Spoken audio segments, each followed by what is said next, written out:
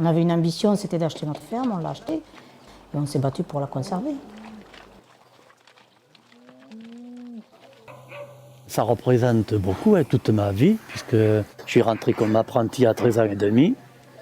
Et au bout de 25 ans, j'ai pu l'acheter. Nous avons pu l'acheter avec mon épouse. Et aujourd'hui, elle est payée, elle nous appartient. Et pour nous, c'est un honneur d'avoir réussi à acheter un domaine que nous avons payé de notre travail, de notre sueur, sans aucune aide.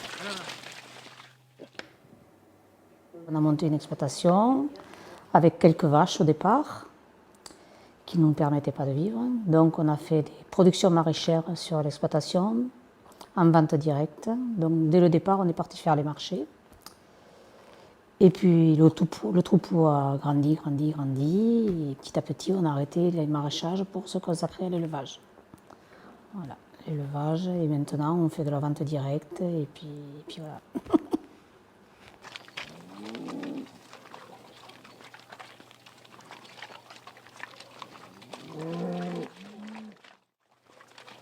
L'hiver, j'aide un petit peu mon mari au niveau du bétail quand il est rentré en stabu pour le niveau de l'alimentation. Et non, moi j'ai une autre activité à côté, je fais du commerce, je continue les marchés. Et je m'occupe de la comptabilité.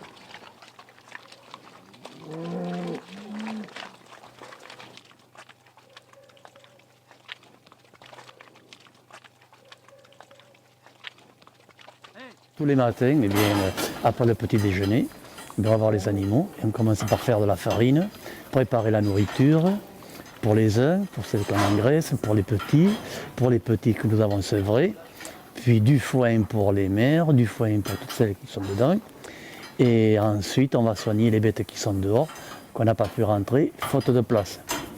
Et le restant de la journée, c'est à préparer la nourriture du lendemain ou réviser le matériel, s'occuper des matériels.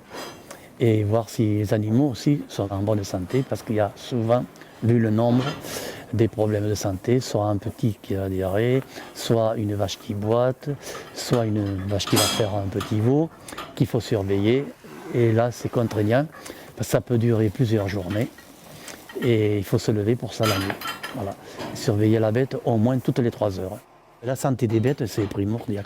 Même des fois, je me demande si elle ne passe pas avant la famille. Oui. Si vous faites ce métier à la légère, sans vous occuper des animaux, et si vous ne les aimez pas, c'est pas la peine. Et puis le troupeau va dépérir et vous aurez vite tout perdu. Quand nous avons acheté l'exploitation, on a contracté des emprunts très importants.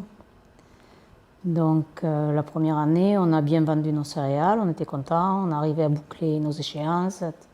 Puis la PAC est arrivée, et là, la dégringolade a commencé. Parce que les aides PAC n'ont pas compensé la perte de revenus, puisque les prix des céréales ont baissé. Et là, ça n'allait plus du tout. Au niveau des emprunts, tout ce qui s'ensuit, et ça fait boule de neige. Quand on commence à avoir du retard, ça s'accumule, et on ne peut pas remonter. Nous risquions évidemment la saisie des terres en premier. Et déjà, nous avions des hypothèques judiciaires sur la totalité de l'exploitation. Donc là, on a eu besoin d'aide et c'est là qu'est intervenu le SAMU social. Concrètement, il nous a permis de rencontrer les responsables de la MSA, les responsables du Crédit Agricole, où on a réussi à avoir des échéanciers, à renégocier les prêts, à obtenir des facilités qu'on ne pouvait pas obtenir tout seul. Parce qu'ils avaient un poids plus important que nous.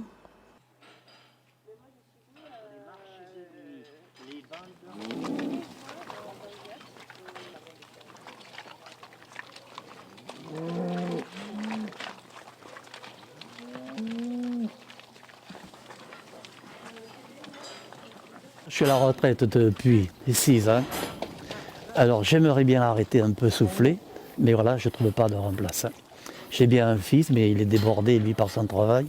C'est-à-dire maintenant, c'est un champ de photovoltaïque, plus un élevage de brebis.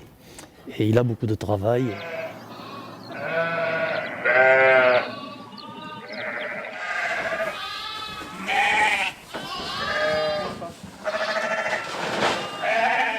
Ah, c'était pas prévu comme ça. Et au départ, bon, je travaillais sur la ferme, on manquait de revenus, je suis allé travailler dans une usine. Et quand la centrale solaire s'est montée, on m'a dit est-ce que tu veux faire la maintenance? J'ai accepté. Moi je pensais faire avec des machines, j'ai acheté les machines.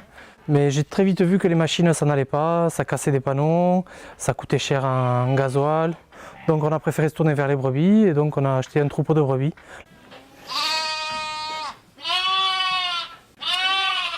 J'ai le réveil qui sonne à 6h30, à 7h15 je suis aux brebis.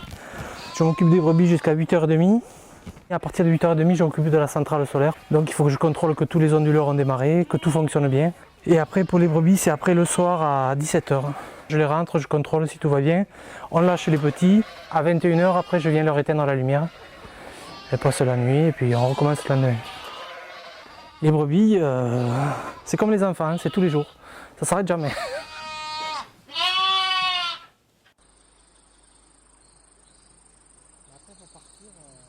Comme tous les fils d'agriculteurs, c'est au début on se fait de grandes idées, puis après la vie vous rattrape, c'est comme ça. Histoire personnelle, marié, un enfant, divorcé.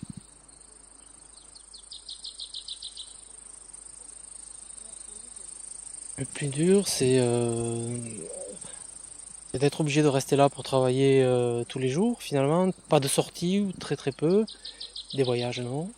Et voilà, mais un travail simple. Après, pour faire venir quelqu'un de la ville ici, il faut qu'elle veuille tout laisser tomber pour venir ici. On ne peut pas leur demander ça non plus. Après, si j'ai la chance de pouvoir rencontrer quelqu'un d'autre, pourquoi pas, de faire une autre vie de famille. Mais bon, les années passent, hein. 42 ans, c'est pas très vieux, mais c'est pas trop jeune non plus, quoi.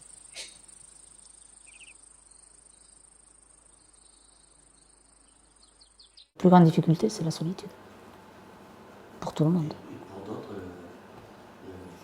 La solitude, oui, mais bon, les finances, tout en découle. Les revenus, la solitude. Mais le plus grand mal, je crois que c'est la solitude. Quand on est deux, on arrive à se soutenir. Et quand on est tout seul, comment on fait pour se motiver tous les jours et dire qu'on va travailler, que à la fin de la journée, il ne va rien rester et que souvent il va en manquer. À un moment donné, on ne peut plus, quoi. C'est pour ça qu'il y en a beaucoup qui arrivent au geste fatal. Mais bon, comment le résoudre? Je sais pas. L'ouverture vers le monde, peut-être. Moi j'ai un fils, j'ai déjà pas mal de chance, hein. J'aurais aimé avoir un ou deux de plus. Enfin une vie de famille normale. Une vie tout seul, c'est pas normal.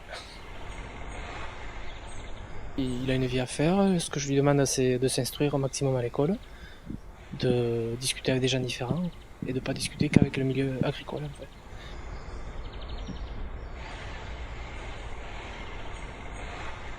Je souhaite que mon fils voie des choses. J'ai pas l'intention de le laisser sur un tracteur ici dans le Gers. Il y a autre chose à voir.